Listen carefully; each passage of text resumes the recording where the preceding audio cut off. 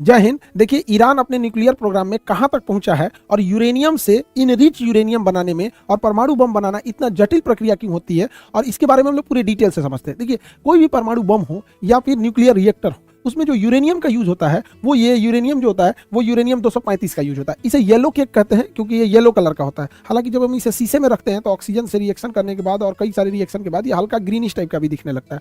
Uranium को हम लोग आशा का धातु कहते हैं, आशा का धातु। और कई बार एग्जाम में जब ये पूछता है भविष्य का ईंधन, तो कंफ्यूज मत हो जाइएगा लोग, भविष्य का ईंधन हाइड्रोजन होता है। भविष्य का ईंधन हम लोग हाइड्रोजन को बोलते हैं, हाइड्रोजन को। और आशा का धातु का अगर कहेगा तो यूरेनियम होगा, येलो केक भी होगा तो यूरेनियम। दुनिया का सबसे महंगा पदार्थ यूरेनियम है। हालांकि इसकी प्राइस का कभी कोई डिस्क्लोज किया नहीं इंटरनेशनल मार्केट में, हालांकि दुनिया का सबसे महंगा पदार्थ है। अब ये यूरेनियम इतना महंगा है क्यों? क्योंकि देखिए, यूरेनियम जो नेचुरल यूरेनियम मिलता है वो यूरेनियम 238 होता है। ये किसी काम का नहीं है। यूरेनियम 238 नेचुरल में मिलता है, वो 99.7% होता है। यानी लगभग जितना भी यूरेनियम हमें मिल रहा है वो हमारे किसी काम का नहीं है। यूरेनियम 99.3 होता है, मैंने लिख दिया 3।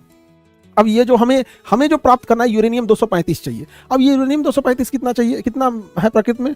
0.7%। यानी हमें 100 केजी यूरेनियम मिलेगा ना, तो उसमें केवल 700 ग्राम हमें काम लायक यूरेनियम मिलने वाला है।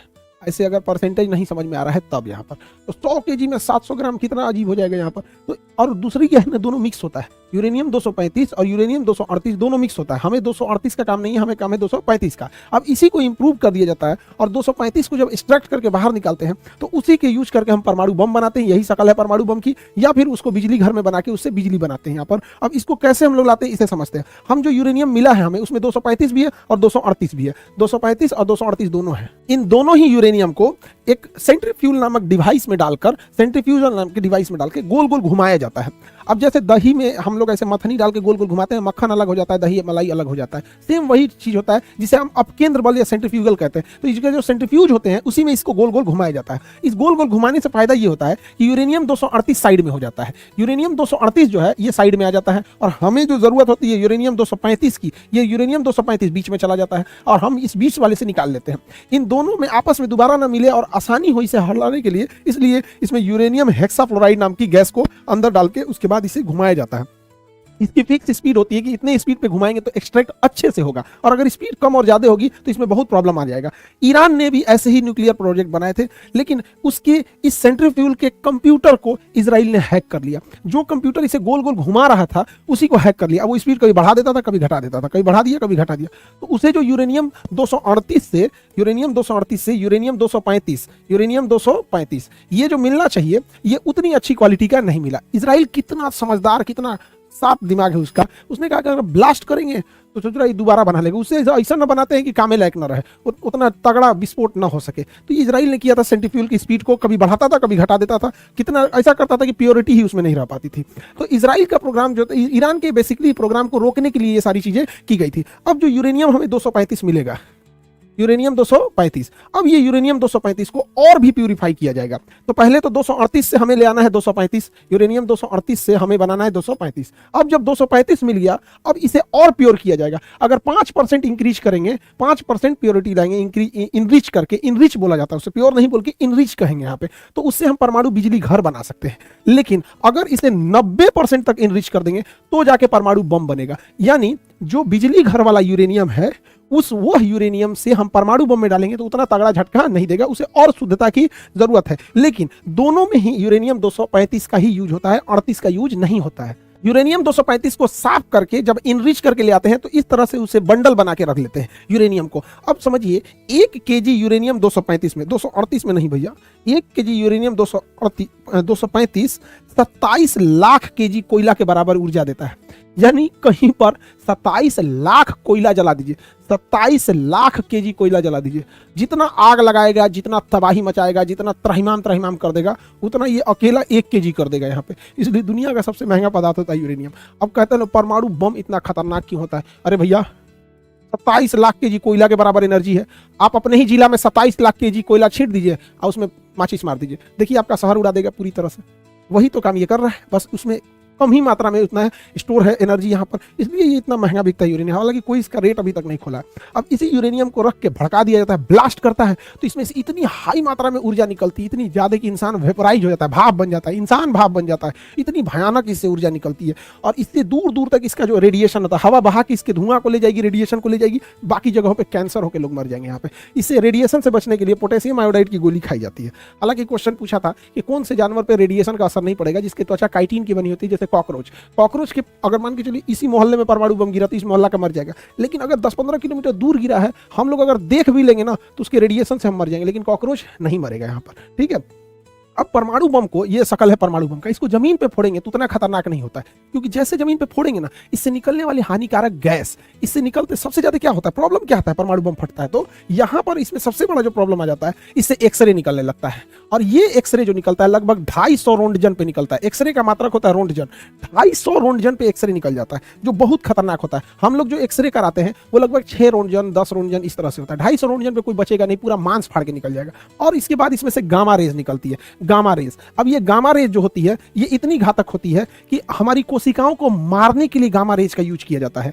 बहुत हल्की मात्रा के गामा रेज का यूज जिस एरिया में कैंसर होता है उसे मारने के लिए किया जाता है कि कैंसर मर जाए, लेकिन इतना हाई पावर का इसमें से गामा रेज निकलता है कि पूरी शरीर मर जाती है यहाँ पे। तो ये दो ही खतरनाक रेडिएशन होती है। और सबसे ताज्जुब की बात यह है कि ना हम लोग गामा रेज को देख सकते हैं, गामा रे भी हमें नहीं दिखाई दे सकता है, और ना ही हमें एक्सरे दिखाई दे सकता है, तो हमें दिखेगा ही नहीं, अचानक आर पार होकर मर जाएगा आदमी यहाँ पे। यही खतरनाक, जैसे कोरोना कहाँ हम लोग को दिखता था, अचानक किसी को हुआ कोरोना मर गया यहाँ पे, तो वही होता है यहाँ पे। अगर गामा रेज लग गया तो पता ही नहीं चलेगा वो क्या हो गया, 10-15 दिन बाद, 1 हफ्ता बाद आदमी मर जाता है। तो परमाणु बम एक तरह का विस्फोटक घातक नहीं होकर यह एक प्रकार का प्रदूषण है, जिसे नाभिकीय आपतन कहते हैं, न्यूक्लियर फॉलआउट कहते हैं। इस जमीन पे अगर पटका गया तो इसके जितने रेडिएशन है हानिकारक उसी मोहल्ले में, घर द्वार गली कुची में भर जाएगा और दूर तक खतरनाक इसका असर नहीं जाएगा। इसलिए जब भी परमाणु बम को ड्रॉप किया जाता है तो इसमें एक डेटोनेटर लगाया जाता है, और वो डेटोनेटर हाइट को नापते रहता है, बैरोमीटर से सेट रहता है कि जब वो 600 मीटर की ऊंचाई पर शेष रहता है तो इसी ऊंचाई पे ब्लास्ट किया जाता है। कभी भी जमीन पे ले आके परमाणु बम को नहीं ब्लास्ट किया जाता है। तो जापान और हिरोशिमा पे भी जो गिरा था वो 600 मीटर के हाइट पे गिरा था, ताकि मैक्सिमम तबाही हो सके और उसका रेडिएशन पूरे चारों ओर फैल जाए, और इसका असर 30,000 साल तक रहता है। ये नहीं कि आज परमाणु बम फूट गया तो कोई दिक्कत नहीं, इसका असर रहेगा 30,000 साल तक। बहुत बुरा असर रहता है, उस एरिया के जीन, जेनेटिक्स, सारी चीजों को चेंज कर देता है। अब इसी को बनाने में लगा हुआ है ईरान। अब इंटरनल खबर है कि ईरान ये बना चुका है। जैसे भारत भी परमाणु बम बहुत पहले बना लिया था, लेकिन उचित समय नहीं आ रहा था परीक्षण करने की, पॉलिटिकल क्लियरेंस नहीं मिल रही थी। अटल बिहारी वाजपेयी के समय तो पूरी तरह से पॉलिटिकल क्लियरेंस मिल गया। उसी तरह ईरान लगभग बना चुका है, और इसके बनाने में हेल्प किया है तो रूस ने हेल्प किया है, क्योंकि रूस को पता है कि अगर ईरान चला गया तो फिर रूस के लिए खुला समर्थन करने वाला कोई देश नहीं आएगा, क्योंकि भारत बैलेंस करके चलता है, चीन को दुनिया से मतलब ही नहीं है। तो ईरान और ये बैलेंस इसको रखना जरूरी है। अब ये ईरान अगर परमाणु बम बना भी लिया है तो उसका सबसे बड़ा दुश्मन इजराइल है। अब इजराइल के पास आयरन डोम है, अगर ये मिसाइल में भर के मारेगा भी तो इजराइल मार के गिरा देगा। तो इजराइल की एक कमजोरी, वो हाइपरसोनिक मिसाइलों को नहीं मार पाता है। हाइपरसोनिक मिसाइलें बहुत तेज गति से चलती हैं, उसे मार नहीं पाता है। तो रूस ने हाइपरसोनिक मिसाइल भी थमा दिया है ईरान को। अब ईरान कैसे कंफर्म करे कि वो हाइपरसोनिक मिसाइल सही में काम कर रहा है कि नहीं, या फिर इजराइल पे मारा और इजराइल उसे काउंटर कर पा रहा है कि नहीं। तो ईरान ने क्या किया, वही हाइपरसोनिक मिसाइल थमा दिया यमन के हूती विद्रोहियों के पास, और यमन के हूती विद्रोहियों ने यहां से चला दिया हाइपरसोनिक मिसाइल इजराइल पे, और इजराइल पे जाके गिर भी गया। अब समझो, उस मिसाइल में खतरनाक विस्फोटक नहीं है, तब ना इजराइल बच जा रहा है। अगर उसी में परमाणु बम भर दे और तब मार दे तो भैया तुम काउंटरे करके क्या करोगे, तो गिर गया वहां पर। तो ये बड़ी खतरनाक इन दोनों देशों के बीच परमाणु हमला का डर है। यहाँ पे इजराइल के पास पहले से परमाणु है, हमारे लिए भी ईरान बहुत जरूरत की चीज है, हमारे लिए रूस भी जरूरत है। इंटरनेशनल रिलेशन में हमारा कोई नहीं होता है। जब हमारे ऊपर ताज होटल पे हमला हुआ, अजमल कसाब ने नंगा नाच करा दिया था मौत का वहां पर, और तबाही हो गई थी। आपको जान के ताज्जुब होगा, इजराइल ने अजमल कसाब को आतंकवाद की श्रेणी में नहीं डाला था। और वो डाला कब, इस साल डाला है, जब उसके यहाँ पड़ा है तब। 15 साल तक भारत ने, 16 साल तक रिक्वेस्ट किया कि भैया अजमल कसाब तो आतंकवादी है। तो इजराइल ने कहा कि भाई हम काहे को दुश्मनी ले पाकिस्तान के आतंकवादियों से। तो इंटरनेशनल रिलेशन में ये मायने नहीं रखता है कि सामने वाला क्या है, हमारा इंटरेस्ट क्या है, ये मायने रखता है। अब जान के ताज्जुब होगा, पूरी दुनिया अजमल कसाब को आतंकवादी मान रही थी, इजराइल नहीं मान रहा था, अभी माना है वहां पर। तो भारत भी हमास को, हिजबुल्लाह को नहीं आतंकवादी संगठन में रखता है। भाई तुम हमारे लिए खड़े रहोगे तब तो हम तुम्हारे लिए खड़े रहेंगे। इंटरनेशनल रिलेशन में हमेशा याद रखिएगा, ना कोई हमारा परमानेंट दोस्त, ना हमारा कोई परमानेंट दुश्मन। नरेंद्र मोदी जब गुजरात के चीफ मिनिस्टर थे तो अमेरिका ने उन पर ये गुजरात दंगों का एलिगेशन लगा के अमेरिका में घुसने पर प्रतिबंध लगाया था, कहा था वीजा ही नहीं देते हैं यहाँ पे। और जब प्रधानमंत्री बन गए तो यही अमेरिका पिज्जा खिला रहा है। ट्रंप बोला कि हाउडी मोदी और नमस्ते ट्रंप हो रहा है। तो इंटरनेशनल रिलेशन में कभी भी गांठ नहीं बांधा जाता कि मेरा परमानेंट दोस्त है, परमानेंट दुश्मन है। ईरान का सबसे अच्छा अगर कोई दोस्त था तो खोमैनी से पहले इजराइल ही दोस्त था उसका सबसे अच्छा। ईरान का सबसे अच्छा कोई दोस्त था तो अमेरिका था उसका दोस्त, जब तक कि खोमैनी की सरकार नहीं आई थी यहाँ पर। 67 के दशक की बात है, तो 67 बीते 50 साल पहले की बात है। तो अब आप हाल आजकल इंटरनेशनल रिलेशन 2 साल का इंटरनेशनल रिलेशन देख लेंगे तो उससे नीतियां बनती और बिगड़ती नहीं। 50 साल का एक लंबा अनुभव देखना पड़ता है तब जाके नीतियां बनती है। हमारे लिए ईरान ज्यादा जरूरी है, रूस भी जरूरी है। अब ईरान रूस को क्या दे रहा है? ईरान सस्ते मात्रा में रूस को ड्रोन प्रोवाइड करा दे रहा है और बैलिस्टिक मिसाइल दे रहा है, क्योंकि ईरान के इंजीनियर एकदम सस्ता में मिसाइल बना लेते हैं, ड्रोन बना लेते हैं। अब ये ड्रोन से बौछार कर दे रहा है यूक्रेन में। तो इजराइल रूस को भी फायदा है ईरान से, ईरान को भी फायदा है रूस से।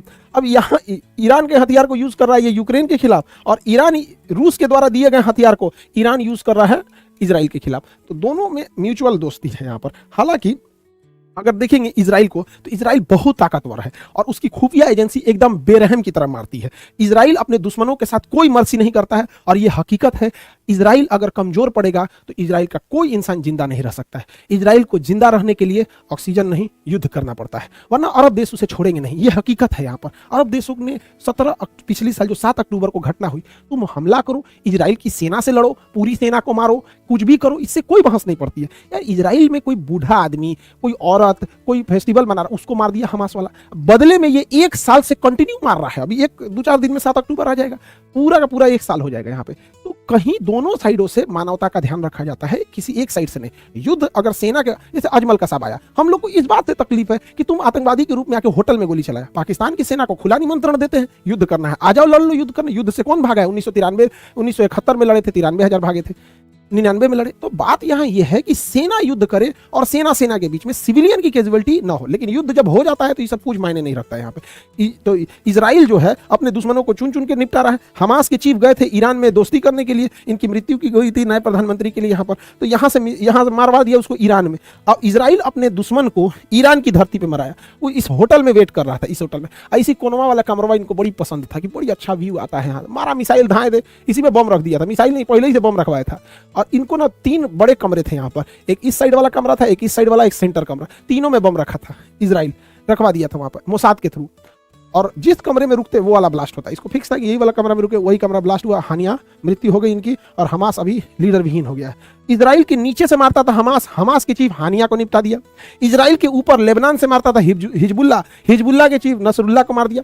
नसरुल्लाह मरा नहीं रहता, नसरुल्लाह जो है ये नहीं मरा रहा था, ये बंकर के अंदर था। तो एक मिसाइल मारी जाती है और डबल लेयर में फटती है, पहले बंकर में जाती है फिर फट जाती है। इसमें भी नसरुल्लाह जो था बच गया था। लेकिन इजराइल ने अपने दुश्मन को मारने के लिए मिसाइल के अंदर जहरीली गैस भर दिया था, और उस जहरीली गैस के चपेट में आने से वहां मृत्यु हो गई। यहाँ पे ये काम तो इजराइल ने बहुत खतरनाक किया।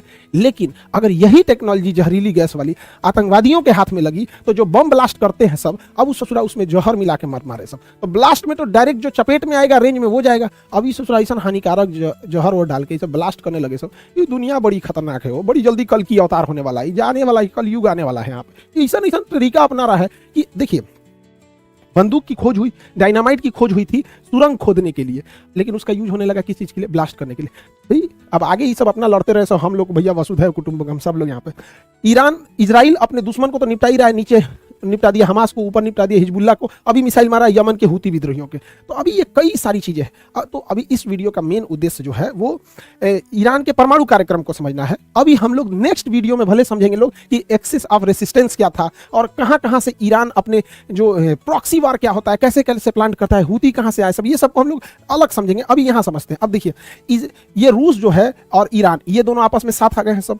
इधर में क्या है? इजराइल, यूक्रेन और पूरा नाटो एक साथ आ गया है। अब ये बड़ी सख्ती दिक्कत हो जाएगा, एक सेंटर में डिस्प्यूट हो जाएगा, क्योंकि हमारा रिलेशन इन सबके साथ है। यहाँ पर रिलेशन सबके साथ है। हमारे लिए जरूरी है कि ईरान जो है वो स्टेबल रहे। समझिए कैसे हमारे लिए जरूरी ईरान क्यों है? क्योंकि भारत है, हम अपने पूर्वी देशों को गंवा दिए हैं। अभी बांग्लादेश में क्या हुआ आप देखें, बांग्लादेश खत्म, शेख हसीना। नेपाल हमको बिना मतलब का आंख दिखा रहा है, नक्शा में दिखा दिया कि भारत की जमीन हमारी है, और नोट पे दिखा रहा है क्योंकि चाइना फंडिंग कर रहा है यहाँ पर। श्रीलंका में क्या हुआ देखिए, भारत को भगाया गया यहाँ पे, पे मालदीव हम लोग को बर्बाद करने के चक्कर में अपने बर्बाद हो गया। अल्टीमेटली रिलेशन खराब हुआ कि नहीं हुआ? पाकिस्तान से तो जन्मजात दुश्मनी है, यहाँ से तो कभी सुधर नहीं सकता है। अब म्यांमार में तख्ता पलट हो गया है, क्योंकि म्यांमार की जो प्रधानमंत्री थी आंग सान सू की, वो भारत के फेवर में थी, उनको तख्ता पलट करके भगा दिया। बांग्लादेश की प्रधानमंत्री शेख हसीना, उनका तख्ता पलट करके भगा दिया। रीजन जानते हैं क्या? भारत एक सड़क बना रहा था यहां से लेके कोलकाता से होते हुए, और ये सिंगापुर तक सड़क जा रही थी। कितना डेवलप हो जाता ये हमारा पूर्वोत्तर भारत। हम भारतीय अपने पूर्वोत्तर भारत के राज्यों के साथ सौतेला व्यवहार किए हैं। हद तो तब हो जाता है जब उन्हें कई लोग चाइनीज बुलाने लगता है, जबकि वो लोग हमारे अभिन्न अंग हैं। उन्होंने ओलंपिक्स में हमारे लिए मेडल लाए हैं, आज भी वो हमारे लिए सिक्योरिटी के हिसाब से बहुत जरूरी है। तो ये सड़क बन जाती तो डेवलप होता, लेकिन वहां क्या हुआ? तख्ता पलट करके बंद हो गया। अब देखो हम लोगों के लिए चाइना यहां से एक सड़क लेके आ रहा है, सीपीईसी सड़क, और यहां पे उसने बना दिया ग्वादर बंदरगाह। अब यहां से चाइना की एक्सेस हो गई है। पहले चाइना को डर लगता था कि चाइना को इधर से जाना था, अब वो इधर से जाएगा ही क्यों? यहां से अरब देशों से व्यापार करेगा, यहां से घुस जाएगा। तो इसको काउंटर करने के लिए हम लोग ने ईरान का चाबहार बंदरगाह लिए हैं। अब ईरान का चाबहार बंदरगाह लिए, इसी बंदरगाह से हम रेल लाइन लेके अफगानिस्तान में पहुंच सकते हैं, ताकि पाकिस्तान को काउंटर किया जा सके इस सड़क को। और हमने अपने एयरफोर्स का एक फारखोर एयरबेस रखा है तजाकिस्तान में, और यही तजाकिस्तान में हम अपने एयरबेस पे पहुंचने के लिए यही रास्ता है। इसलिए ईरान का स्टेबल रहना जरूरी है। इसी ईरान के रास्ते से हम लोग ऊपर की ओर रसिया जा सकते हैं, और यहां से हम लोग इस डायरेक्शन में जा सकते हैं। यहाँ पे तो हमें सस्ते मात्रा में तेल देता है पेट्रोलियम ईरान, और ईरान हमारे रुपया को भी एक्सेप्ट कर लेता है। अब अमेरिका का अगर इंटरवेंशन इधर हो जाएगा, इजराइल का हो जाएगा, तो सोचिए क्या होगा? वही हाल होगा जो सीरिया तबाह हो गया, इराक तबाह हो गया, अफगानिस्तान तबाह हो गया। हमने अरबों खरबों रुपया अफगानिस्तान में लगाए, अमेरिका यहाँ से छोड़ के गया, आतंकवादी भर गए सब यहाँ पे। आज इराक में कोई नहीं जा रहा है। तो हमारे लिए ये रास्ते हैं। हालांकि हम लोग ने एक अल्टरनेटिव रूट निकाला है, लेकिन अब ये नया नया है, कोई रूट अभी तो बना भी नहीं है। ये रूट बनते बनते टाइम लगेगा यहाँ पर। तो हमें दूसरे की लड़ाई में हमें अपने इंटरेस्ट को ज्यादा ध्यान देना है। यही इंटरनेशनल रिलेशन का मुख्य उद्देश्य होता है कि हमें अपना रिलेशन, हमारा नेशनल इंटरेस्ट कहाँ जा रहा है। क्योंकि अगर मरेगा तो ईरान गया तो हमारे लिए पेट्रोलियम की रेट सर पर चढ़ जाएंगी यहाँ पर। हालिया की इन सभी घटनाओं को आप लोग को मेंस के पेपर में भी लिखने के लिए जरूरी हो जाएगा, क्योंकि इंटरनेशनल रिलेशन या करंट के टॉपिक में पूछेगा। अभी 70वीं बीपीएससी के एग्जाम के लिए आप तैयारी कर रहे हैं, यूपीएससी न्यू बैच के लिए आप सब लोग इनरोल होइएगा मिनिमम फीस में, और इंडिया के सबसे बेस्ट फैकल्टी के साथ स्टार्ट कर रहे हैं हम लोग यूपीएससी। और जिसका वेट कर रहे थे आप लोग, राजस्थान एडमिनिस्ट्रेटिव सर्विस आरएएस की बैच भी ऑनलाइन स्टार्ट हो गए हैं। बहुत जल्दी हम लोग आरएएस को ऑफलाइन जयपुर में भी स्टार्ट करेंगे। अब यूपीपीएससी में क्या दिक्कत था कि प्रयागराज के बच्चों का कहना था सर हिंदी मीडियम तो स्टार्ट कर दिए, प्रयागराज में इंग्लिश मीडियम भी स्टार्ट कर दिए। तो आप लोग के लिए प्रयागराज में इंग्लिश मीडियम भी स्टार्ट हो गया है। और जो बीपीएससी के बच्चे हैं जिनका 70वीं बीपीएससी एग्जाम देना है, उनके लिए जो ओपन टेस्ट किया गया है इस बार हर जिले में, अलग अलग जिले में रखा गया है। तो आप देखिए इतने सेंटर्स बनाए गए हैं यहाँ पर, अलग अलग सेंटर है, सिवान, छपरा, आरा, सारण, ये अलग अलग सेंटर है। आप इस सेंटर पे जा सकते हैं एग्जाम देने के लिए। एग्जैक्ट जैसे बिहार पीसीएस एग्जाम लेती है बीपीएससी, एग्जैक्ट अलग अलग सेंटर पे हम लोग भेज के एग्जाम देंगे। आप अपने चॉइस का सेंटर ले लेंगे, ऑनलाइन रजिस्ट्रेशन फॉर्म भर दीजिए, ताकि हम लोग को भी सीट वहां अलॉट करने में और सिक्योरिटी मेंटेन करने में आसानी हो। आई होप आप ये पूरा टॉपिक समझे होंगे कि परमाणु बम कैसे काम करता है और क्या इंटरनेशनल रिलेशन है। अगले वीडियो में हम समझाएंगे कि इजराइल क्या ईरान पे हमला करेगा, और ये प्रॉक्सी वार क्या होता है, और एक्सेस ऑफ रेसिस्टेंस क्या होता है। तब तक के लिए जय हिंद।